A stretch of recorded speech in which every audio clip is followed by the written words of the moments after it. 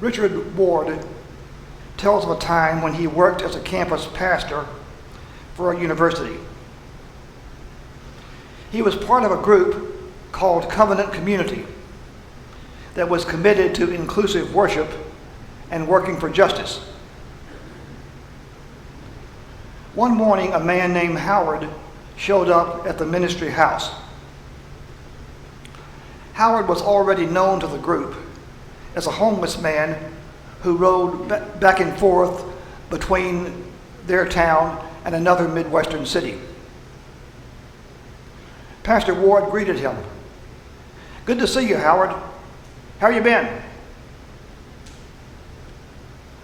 Howard didn't say anything, but he pointed to a paper tablet he was carrying.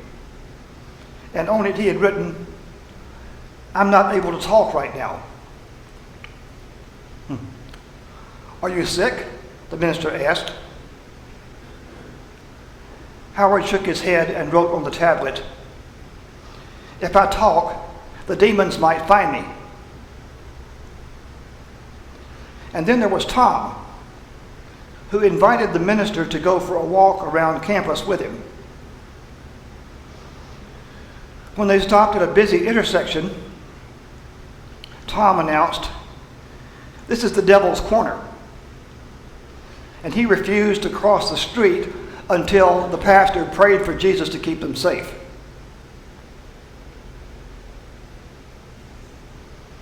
This minister did not believe in demons as personal spiritual powers who invaded people's lives and caused their problems. But he was confronted here with two men who clearly believed in such powers in our time. A psychologist might say these men were displacing their fears onto imaginary forces rather than owning their feelings. Howard, for one, found it less threatening to write, "The demons might find me," rather than admit, "I get so scared when I try to express myself." But in Jesus' day, the belief in demons or evil spirits was alive and well. If a person's behavior was destructive or out of control, they were said to be possessed by demons. That's the first thing we are told about the man we meet in our gospel reading. Jesus meets this man in a place called Gerasa at the tombs, the local burial spot. That's where he lives, naked and isolated from his fellow citizens. The Gospel's take is that a demon had driven him there. Demon possession was a term used in that ancient culture to refer to something they didn't have the understanding or the words to talk about. How a person can be overwhelmed, torn apart by fear, hatred, loneliness, confusion, and other feelings too powerful to manage without help. I think it makes sense to interpret the gospel references to demons as metaphors. So this story is not about literal demon possession. It's about how the power and the love of Jesus can set people free from destructive influences on their lives. So in saying that the demon had driven this man to live among the tombs, the gospel is using a metaphor for the man's inability to cope with life in society. Jan Richardson, a theologian, artist, and poet, puts it this way: he must have found it suffocating to live with such an interior crowd, never able to turn off the constant clamor and stress, the fracturing and fragmentation that left him unmoored and unhinged. So he took it to the graveyard, making his home among the tombs in a living death. The townspeople kept him at arm's length. Most of them just stayed away from him. A few tried to chain him up and keep him under guard, but he just broke the chains and terrified them even more.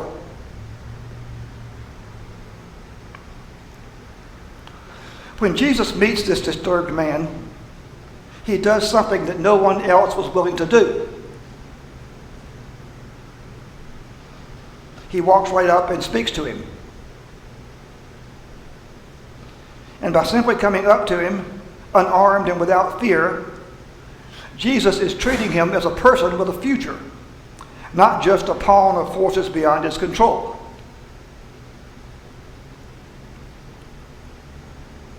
The first words out of the man's mouth, spoken at the top of his voice, are, "What do you want with me, Jesus, Son of the Most High God?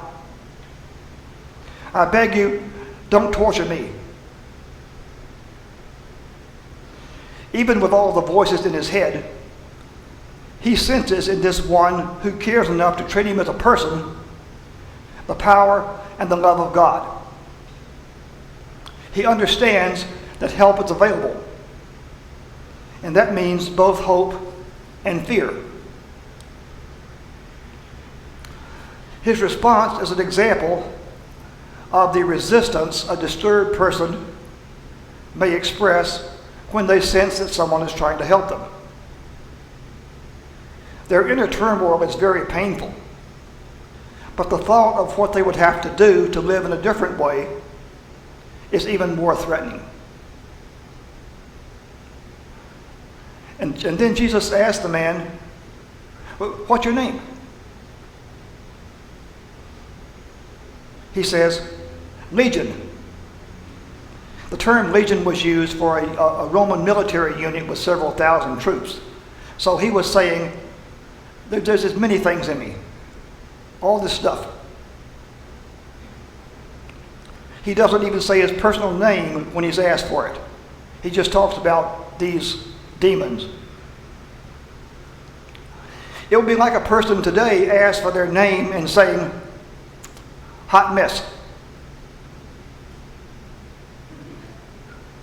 But in asking his name, Jesus treated him not just as a bundle of evil forces, but a person worth knowing. And being in the presence of God's incarnate love has a powerful effect on this disturbed man. He begins to sense that his primary identity is not legion, but beloved child of God. He realizes he can choose to listen to Jesus instead of all the voices inside him.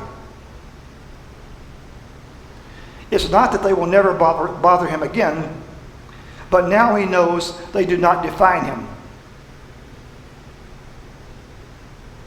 He is healed. He is free. So he puts on his clothes and wants to hear more from Jesus.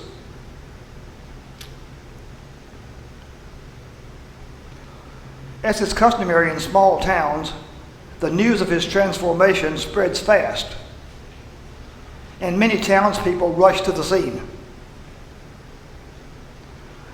There they see the man who had been living naked among the tombs, sitting with Jesus, dressed, and apparently back to his senses. Jesus had liberated him from the forces that dominated his life.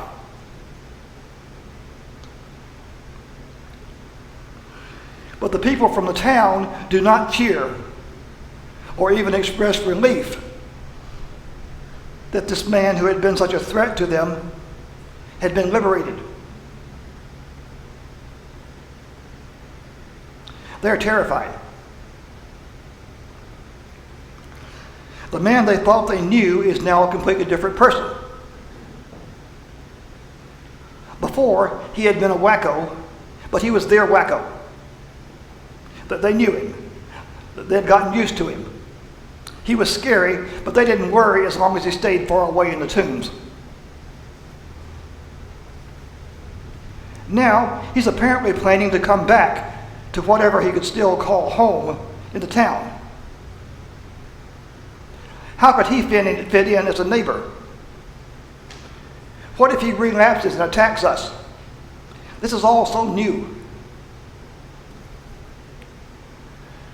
Mental health professionals often observe that when people respond to therapy and give up their destructive behavior patterns, often their loved ones are not pleased.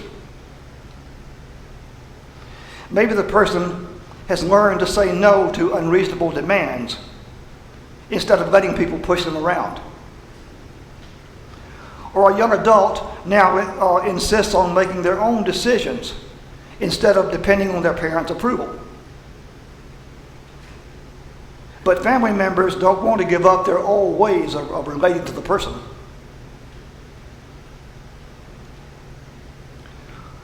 Maybe there was still more to the fear of these townspeople. They could sense the presence and power of God around them. And who knew where else that may lead? Maybe Jesus would offer to set them free too. But that would require them to be willing to change. And that was scary. So they do what they need to do, or feel they need to do, to alleviate their fear. They tell Jesus to leave. The saddest part of the story.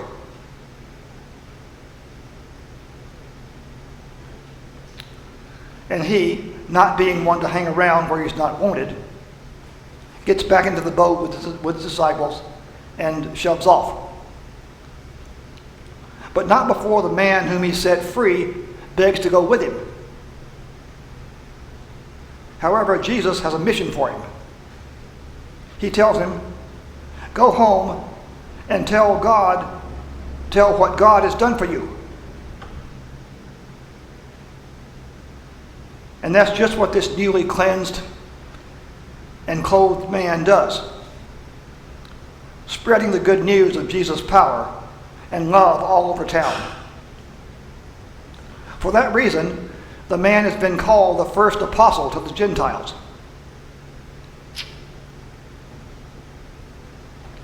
Today, we no longer use the concept of literal personal demons to explain human suffering. But the personal and social and spiritual problems that prompted ancient people to resort to that terminology have not gone away. Even today, we sometimes hear the word demon used metaphorically to refer to a person's struggles. For example, we may hear it said of an actor. He might have been a star, but his demons of fear and anxiety that gave him stage fright held him back. Episcopal Bishop Dion Johnson suggests that Jesus is still showing up in the tombs, the places of death and suffering and fear and confusion and despair, places many of us have been at one time or another. And the question asked by the man who called himself Legion is our prayer too. What do you want with me, Jesus? What Jesus wants is to offer us healing, hope, and freedom. And to make those a reality, he invites us to follow him, to trust him, to hear his voice, to live by his guidance, to allow him to deal with whatever demons are holding us back. And in response to Jesus' presence, we have a choice. We could respond like the man who called himself Legion. Leave the tombs, put on our clothes, so to speak, and listen to Jesus.